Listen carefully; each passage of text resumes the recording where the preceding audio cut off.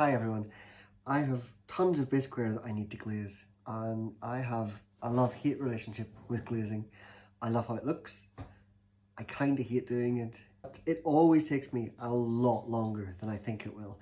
I had visions of doing a glaze firing tonight. It is after 8 p.m. I have nothing glazed. I'm not doing a glaze firing tonight, but I'll start. So I've got something a bit different to try. I made these Christmas tree ornaments. I hope they're on show. I indented some letters using a little like self-made lettering stamp, which was really cheap and it worked out pretty well, I think. And with the text in the past, I've used this overglaze. I've never used it as an overglaze. I put it on bisqueware and then glaze on top, and it does tend to run a little bit, or it has done in the past, but I'm hoping this time, because it's in an indentation, it might stay put and it's flat. So I'm going to give it another go. What I'm hoping to try, and it will be a test, is I think the glaze might be, the black overglaze might go on more neatly if I put a little bit of water inside all the letters with a paintbrush. I've got a little bowl of water here. So I'm going to give that a go. Whoa. Unopened brushes, clean brushes. So these actually say Nollaig Seona, which is Irish for Christmas Day. I hope my Irish is really bad. So a wetter brush seemed to, oh, okay, that was too wet. But a slightly wetter brush seemed to pull the water from the brush and just kind of fill the indentation. But then I put far too much in the next time, so. Yeah, this is still a bit fiddly, to be honest. And because it's bisqueware, it will be really absorbent. Which means the water will spread around and dry really quick as well. So I don't know, we'll see, we'll try, and we're willing to fail. This is the difficult bit, because I find whenever I've missed in the past that it's difficult to neatly get the black overglaze off the bisqueware. I should probably just use it as overglaze. That would be far too sensible. Oh god, I hate the sound of things rubbing on bisqueware as well. Just really trying not to put too much out at once and just put a massive blob on, but also it really does not come out very evenly. I've had this for, I don't know, a couple of years now, I'd say.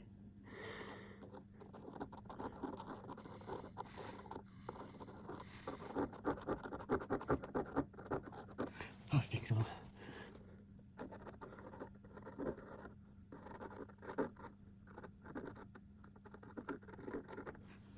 Okay.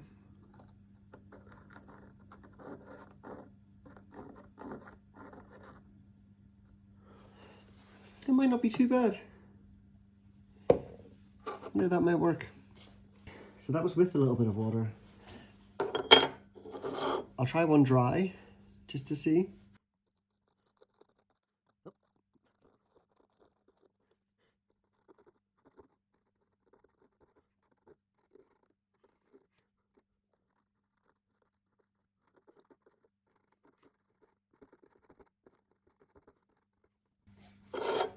Okay, this one I used water. This one I didn't use water. They both look kind of the same. I'm going to skip the water. I don't think it helps.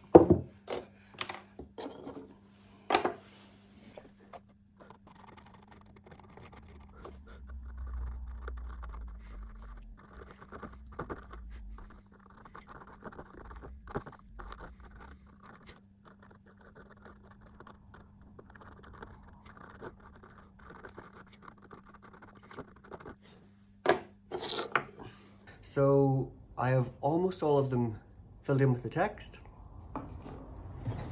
I've left 4 blank, and I want to see what it looks like without a different color inside the text. So we'll give that a go. So for glazing these, I have about 5 or so brush-on glazes that I used to use. I've recently switched to using more dipping glazes because it just is easier and cheaper. I much prefer it. But for something like this, brush-on might work quite well. I might do a bit of both, a bit of everything really. See what we have.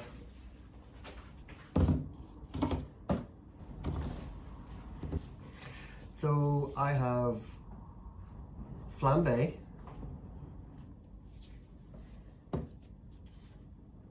saturation gold, I think that's quite thick, cobalt, yellow gloss, seaweed, which I love and it's pretty low, there's not much left, glut orange, and glut hellrot, which is a red. I'll just try them all.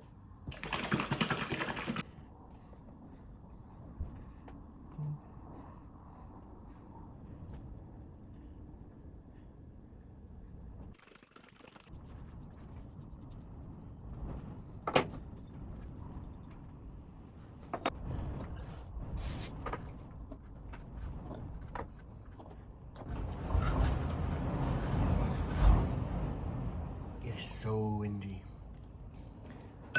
Done. That wasn't too bad. So now it is time for the transparent glaze.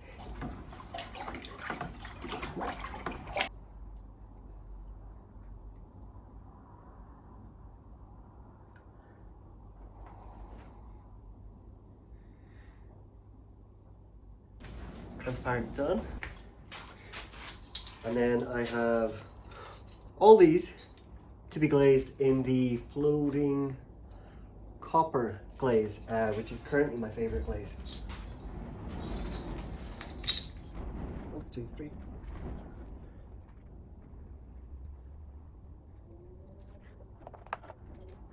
Okay, so they've all been dipped. 1 or 2, the glaze has not fully gone into, where are we? Where the lettering is. This is the worst one. So for this, I'm just going to dip my finger into the glaze and just top up the lettering a little bit. Try fill it in.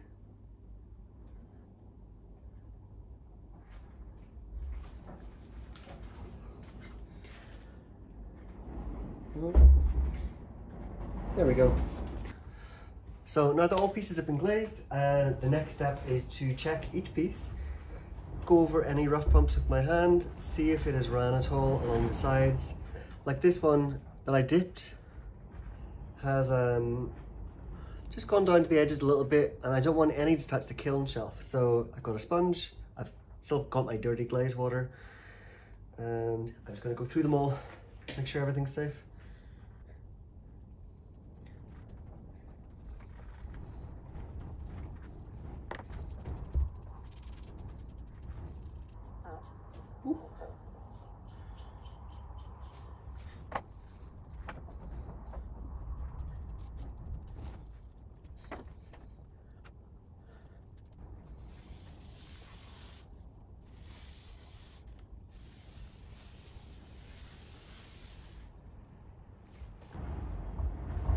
So that is all the pieces glazed and ready for the next glaze firing.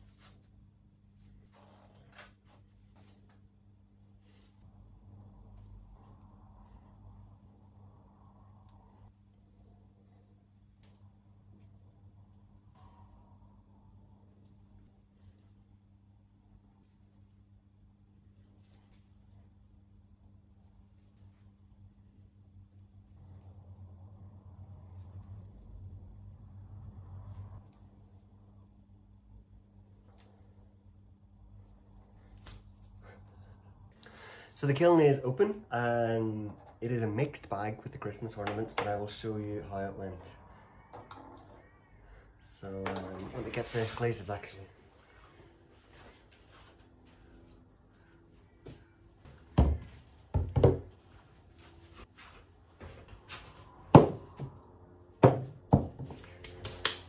So the glaze colours didn't change as much as I thought they might with the lower glaze firing, which is interesting. So first one is the cobalt. Turned out exactly the same as I'd seen it in the past. Nice coverage.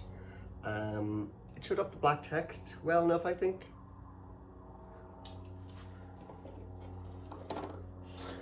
Then there is the saturation gold, which turned out lovely. I really hope you can see it.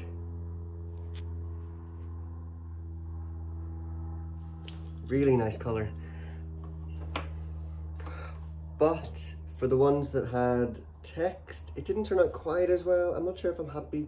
I don't think that one had any black ink. I think this one did. I'm not sure if I'm happy with them or not, to be honest. Don't know. The Glot Hellrot, again, turned out the same colour that I'm used to with the higher firing. I really like the colour of that. But the ones with text did not show up so well. Kind of blurred, not really visible.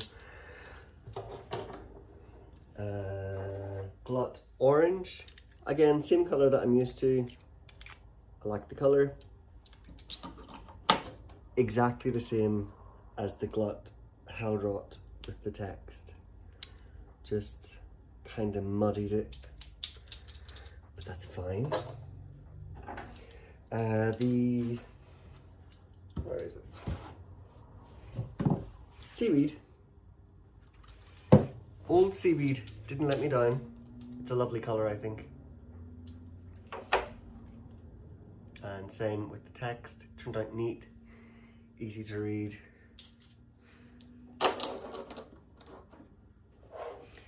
And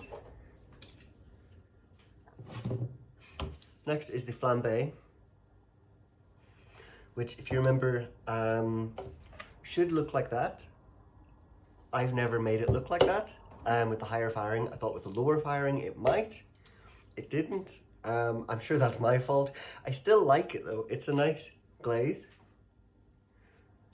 It's just a bit, I don't know, it's quite a muted, milky colour, but I like it. Then the largest batch I did was from the Home Mixed Floating Copper, which is the Old Forge Creations glaze, which I love, and it turned out really well. That's it with text. That's it with text without black overglaze, used as an underglaze. And that's it with no text. Just all, that colour is so reliable, I think. Here is transparent. Just shows off the colour of the clay. Nice milky colour again. That's it with black text. It's quite unforgiving with the black text. And then we have the Floating Rutile, which is one of Old Forge Creations colours again.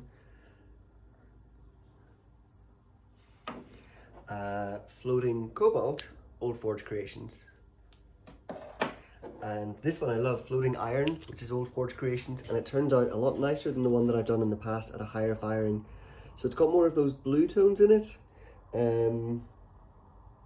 Yeah, and a bit more red, whereas at Cone 9 it just looked like a brown to me. It's lovely actually. Yeah, so really there were only 4 glazes that didn't turn out well when they were combined with the text. That is Glot Hellrot, Glot Orange, Flambe, and saturation gold. I'm not sure if I like the saturation gold or not. It might be okay. I'll have a think about it. So most of them turned out great. I'm really happy. Next stage will be to give the bottoms of all of them a light sand. Oh! Try not to throw them on the floor. It's okay, it's fine. And then I'm going to string them with some jute, which is biodegradable, and hopefully they look nice. So next step is a quick sand. I've wet my sanding block. I'm just going to give them all a quick rub on the back.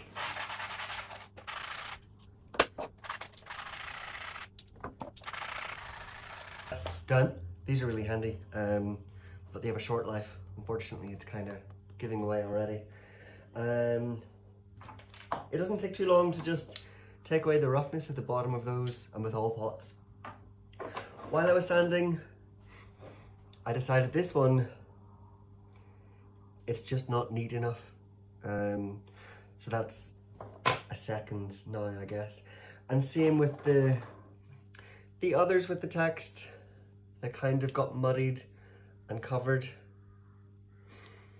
I was considering doing the overglaze and refiring, but just looking at it, there's not...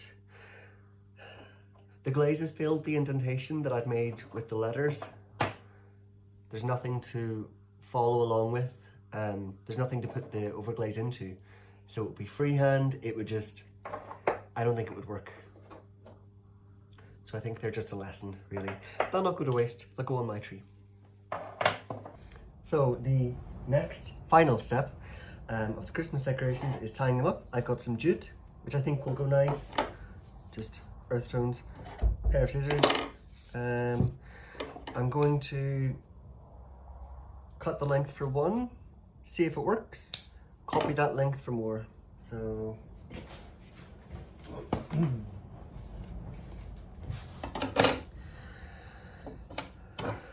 this is just shy of 19 centimeters.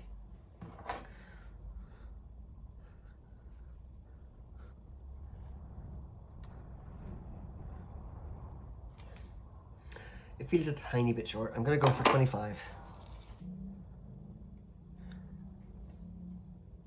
Yeah, that works.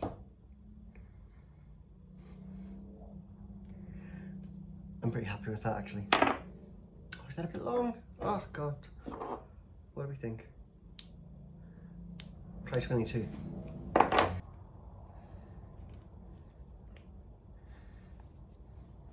Yeah, 22 works. 25, 22, 19, 22.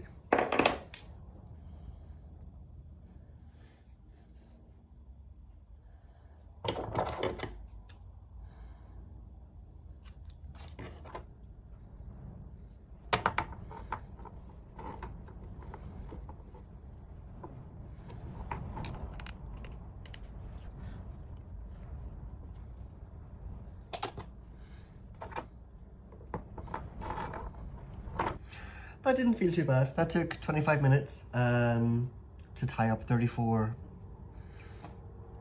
My hands are a little bit sore from all the string, and I made sure to test everyone once I tied it with a tug. They are ceramic. I don't want them to come off the strings on the trees. If they fall from any height, they will break. That would just be a shame, really.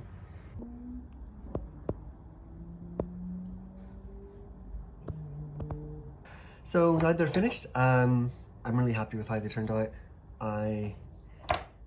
Yeah, I think they turned out well. If I were to do them again, I would not fill in the text with black overglaze. For some of them it turned out nice. So that's with the black, that's the same glaze without the black. But I don't know that it added anything. And I think it caused so many problems. But yeah, I think I'm pretty pleased. Which glaze do you think worked best? I did so many experiments because it was the first time doing them, but I'd love to hear what you think. And yeah, thanks for watching.